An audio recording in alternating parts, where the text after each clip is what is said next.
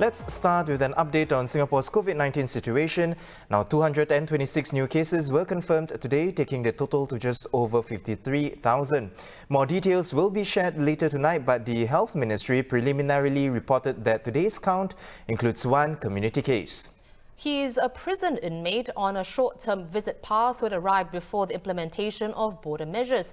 He was segregated from the general population at Changi Prison since his admission on July 30th and was tested as part of the Singapore Prison Service's proactive screening of newly admitted inmates. There were also 9 imported cases who had been placed on stay-home notices upon their arrival.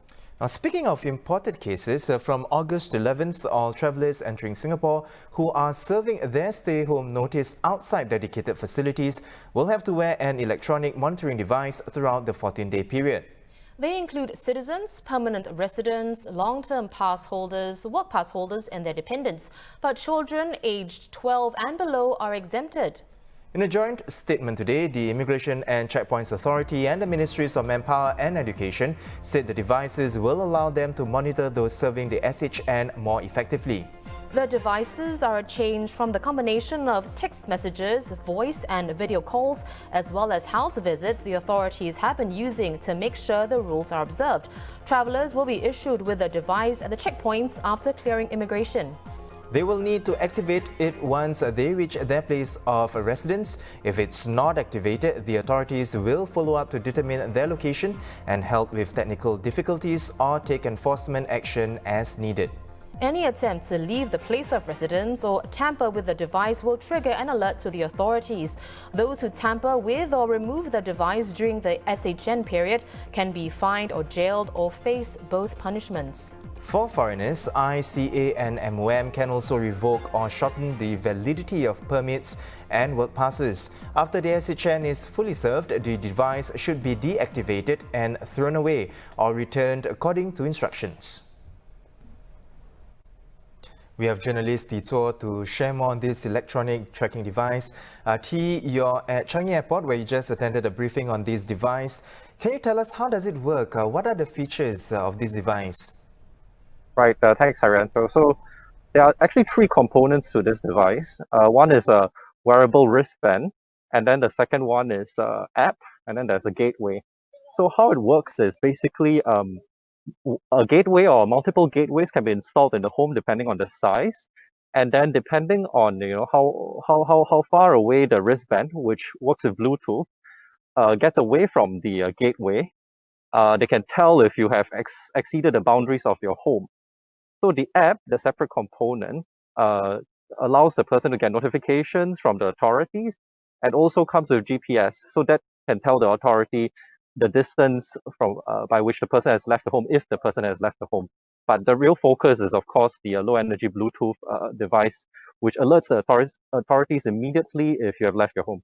As with any tracking device, there are concerns about privacy. So how are wearers of this one assured that their privacy will not be compromised?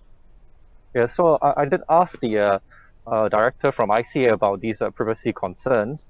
And what they have assured me is that, well, first of all, the data is encrypted end-to-end. So, there's that level of protection when the data is transmitted back to the authority servers.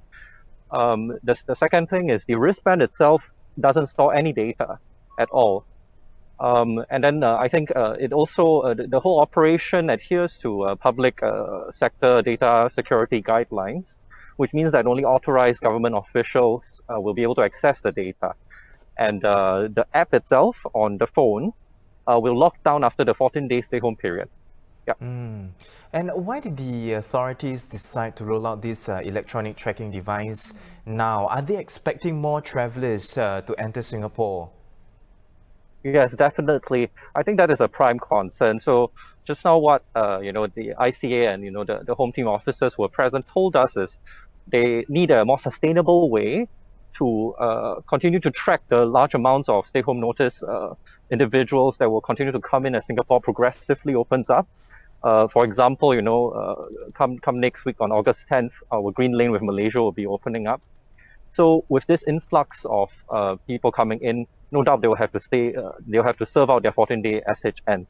So at its peak, ICA once had to, monitor about 40,000 individuals, and they are expecting similar, if not more, numbers. And they say that, this new device will help to reduce manpower, increase efficiency, and, overall just help to reduce the effort needed by individual officers to, say, for example, visit homes and conduct video calls.